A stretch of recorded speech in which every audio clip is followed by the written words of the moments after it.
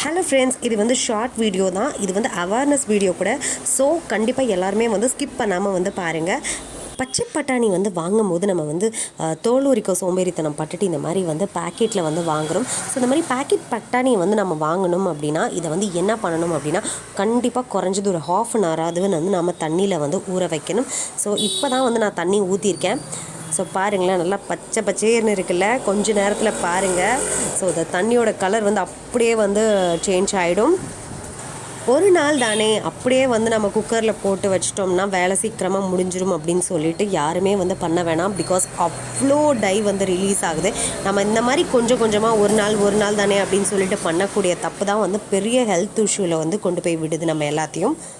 So இப்போ பாருங்கள், நான் இந்த தண்ணியை வந்து இன்னொரு பவுலில் வந்து சேஞ்ச் பண்ணி காட்டுறேன்.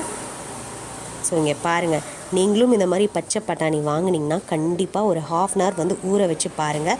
ஸோ அதில் இவ்வளோ வந்து டை இருந்தது அப்படின்னா கண்டிப்பாக நீங்கள் அந்த பட்டாணியை யூஸ் பண்ணவே வந்து வேணாங்க.